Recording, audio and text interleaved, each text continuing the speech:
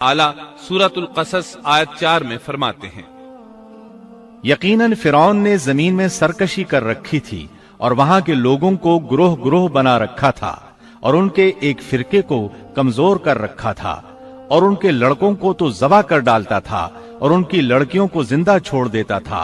بلا شک و شبہ وہ تھا ہی فساد کرنے والوں میں سے۔ اس نے لوگوں کے گروہ اور جماعتیں بنا رکھی تھی۔ فرعون کے زمانے میں بنی اسرائیل سب سے حقیر اور کم درجہ قوم تھی۔ فرعون نے انہیں حد درجے ذلیل اور بے عزت بنا رکھا تھا۔ سبھی کو معاشرے میں نچلے طبقے میں شمار کیا جاتا تھا، جبکہ مصر میں یہی لوگ شاہانہ زندگی گزارا کرتے تھے۔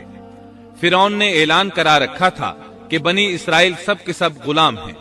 وہ ان سے زر خرید غلاموں کی طرح مزدوری لیا کرتا تھا۔ ان کی عورتوں سے لونڈیوں باندیوں جیسا برتاؤ کیا جاتا تھا۔ وہ جو چاہتا تھا ان سے کرتا تھا۔ اس نے یہ حکم اپنی رعایا میں عام دے رکھا تھا۔ مصر کے باشندے اعلیٰ درجے کے لوگ سمجھے جاتے تھے، وہ قبطی کہلاتے تھے۔ فرعون نے بنی اسرائیل کو غلام اور محکوم بنا رکھا تھا اور انہیں ہر طرح سے کمزور کر دیا تھا۔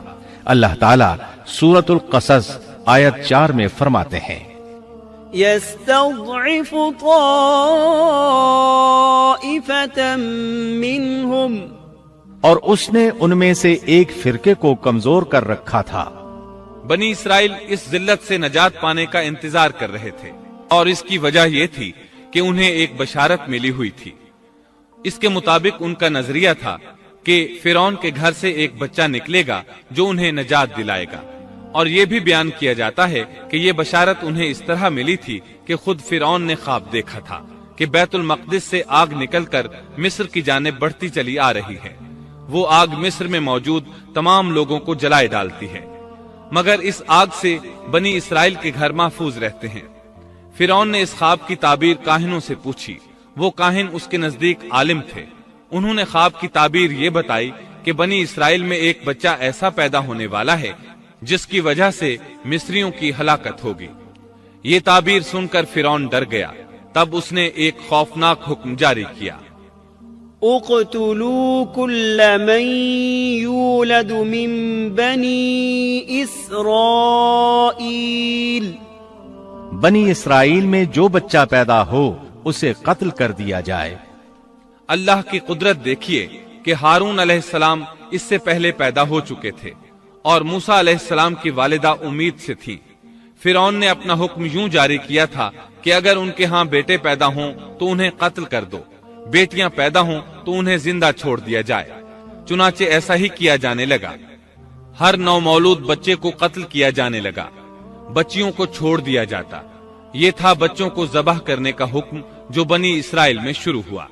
اس کا طریقہ انہوں نے یہ اختیار کیا کہ ہر حاملہ خاتون کی نگرانی شروع کر دی۔ دایا عورتوں کے ذمے یہ ڈیوٹی لگائی کہ حاملہ مستورات کی اطلاع دیں گی، اور جو دایا اطلاع نہ دیتی اسے بھی قتل کر دیا جاتا۔ اس طرح فرعون اور اس کے وزیروں کو ہر نومولود سے باخبر رکھا جاتا تھا۔ ان دنوں سیدنا موسیٰ علیہ السلام کی والدہ اپنے حمل کے ابتدائی دنوں میں تھی۔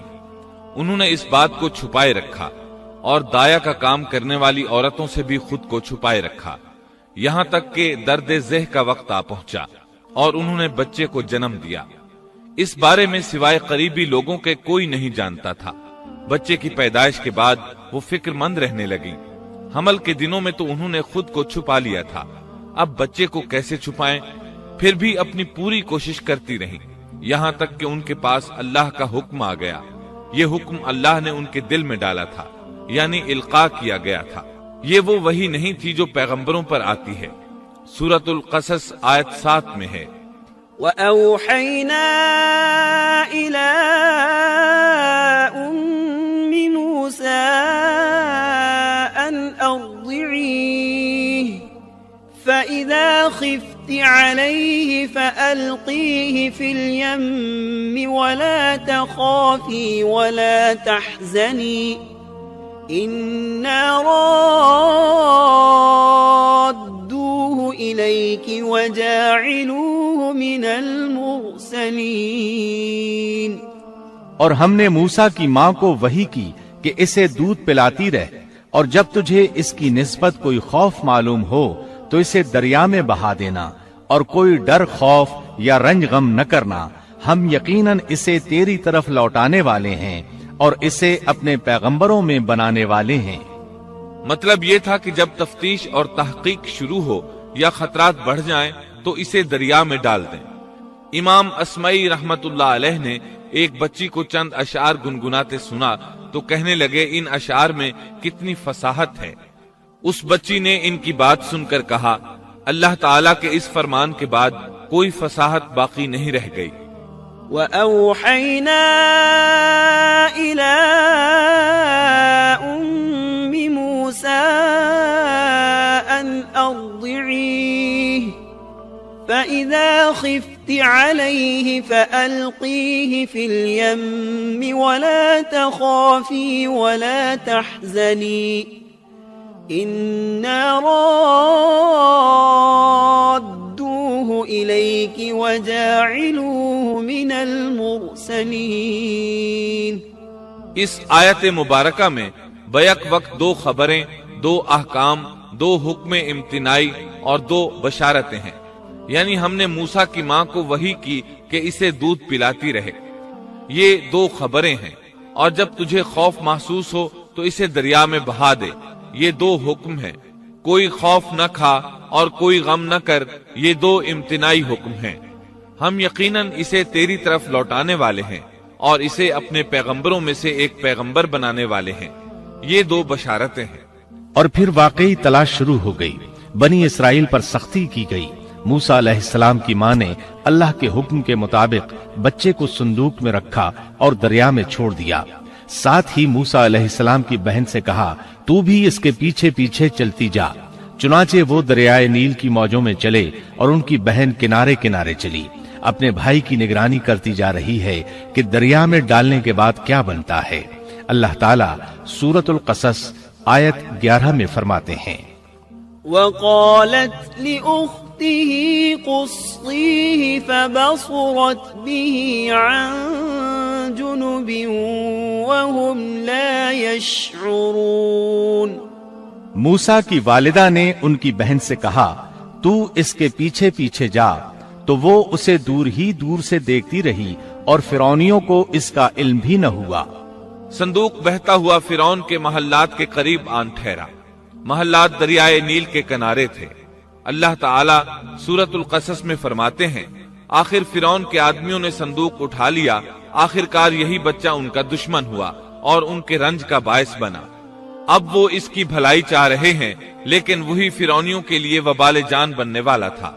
اللہ سورۃ القصص آیت 8 میں فرماتے ہیں إن فرعون وهامان وجنودهما كانوا خاطئين۔ کچھ شک نہیں کہ فرعون اور حامان اور ان کے لشکر تھے ہی خطا کار۔ فرعون کی بیوی نے فوراً پہچان لیا کہ یہ بچہ بنی اسرائیل میں سے ہے، چنانچہ اس نے کہا وقالت امرأة فرعون قرة عين لي ولك لا تقتلوه عسى أن ينفعنا أو نتخذه ولدا وهم لا يشعرون۔ اور فرعون کی بیوی نے کہا یہ تو میری اور تیری آنکھوں کی ٹھنڈک ہے، اسے قتل نہ کرو، بہت ممکن ہے یہ ہمیں کوئی فائدہ پہنچائے یا ہم اسے اپنا بیٹا ہی بنا لیں، اور یہ لوگ شعور ہی نہیں رکھتے تھے۔ مطلب یہ کہ اس پورے معاملے میں اللہ تعالیٰ کی تدبیر سے انہیں آگاہی نہیں تھی۔ اس پر فرعون نے کہا یہ صرف تیری آنکھوں کی ٹھنڈک ہے، میری نہیں۔ میں نہیں چاہتا بنی اسرائیل کا کوئی بچہ میری نگرانی میں پلے، لہٰذا یہ صرف تیری ہی آنکھوں کی ٹھنڈک ہے۔ ابن عباس رضی اللہ عنہما فرماتے ہیں اگر فرعون یہ بات کہہ دیتا کہ یہ میری بھی آنکھوں کی ٹھنڈک ہے تو اللہ تعالیٰ اسے ہدایت دے دیتا، لیکن اس نے یوں کہا یہ صرف تیری آنکھوں کی ٹھنڈک ہے، میری نہیں۔ اور پھر ہوا بھی یہی، موسیٰ علیہ السلام آسیہ کی آنکھوں کی ٹھنڈک بن گئے، فرعون کی آنکھوں کی ٹھنڈک نہ بنے۔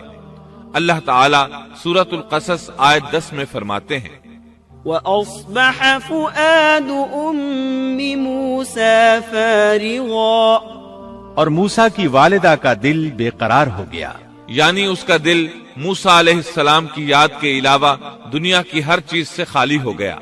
ماں کی محبت اور ماں کے دل کا حال ذرا دیکھیے، مصیبت میں اس پر کیا گزرتی ہے۔